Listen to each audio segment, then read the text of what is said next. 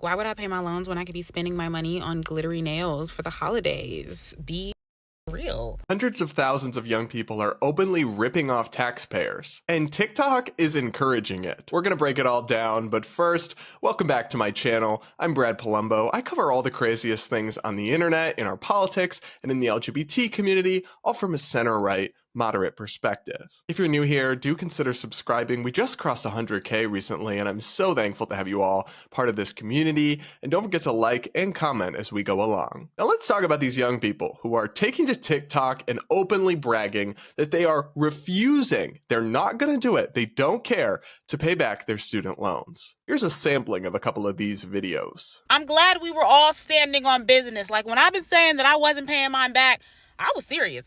I haven't even logged into the place where the loans are located. I don't even know the exact dollar amount. So glad I'm not alone, because this is the thing. What are they going to do if we all don't pay? Because there is not going to be the manpower to enforce any sort of more harsh consequences. Why would I pay my loans when I could be spending my money on glittery nails for the holidays? Be real. I'm not sure if you guys saw, but 9 million student borrowers of student loans defaulted on their loans. And I just think that's so funny because I was one of them and I didn't even know. Did I plan on paying them back? No. But 9 million people and I'm one of them?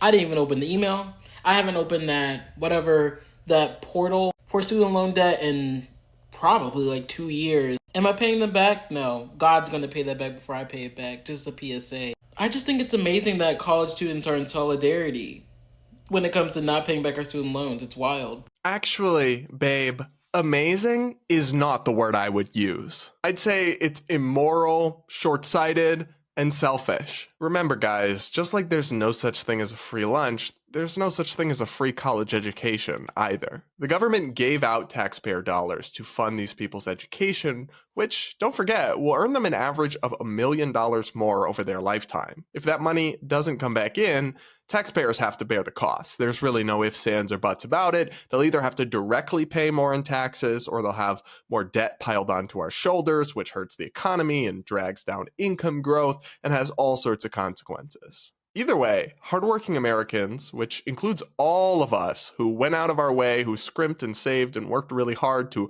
avoid debt or to already pay off our debt, will have to pick up their bills because they don't feel like paying for their own education. And don't get it twisted, not all these people are just not paying because they truly can't afford it. That's a different situation. But according to a survey from intelligent.com, for roughly 10%, so about 900,000 of these people who aren't making payments, it's not that they can't make the payments, they simply refuse to do so, to make a point or protest the supposed injustice of having to pay their own bills. That's just wrong. I'm sorry. That's how I feel about it. It's wrong. It's also not likely to work out well for you in the long run, guys. You're lighting your own credit score on fire, and the government can eventually garnish your wages or even dip into your tax refund to come get the money you owe the Treasury. Does that still sound amazing, TikTok? Young people and folks on TikTok love to complain about the student debt crisis.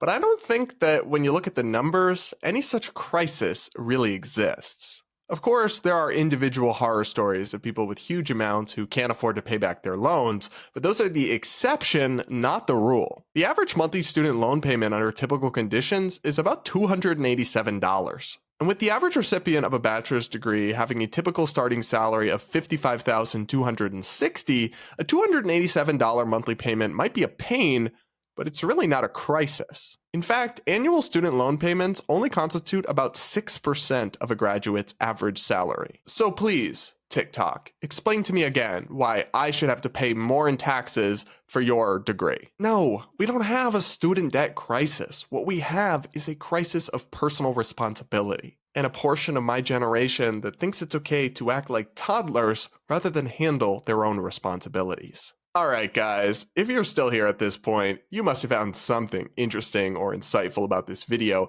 so go ahead and hit that like button and maybe even comment with your thoughts. Please do consider subscribing as well. I'd love to have you as a part of this community. We're growing so fast and it's so great to have you all here with me. And with that, I'll see you all in my next video. But if you're somehow not sick of me yet, you can go here or here to check out some of my other recent content that you might just enjoy.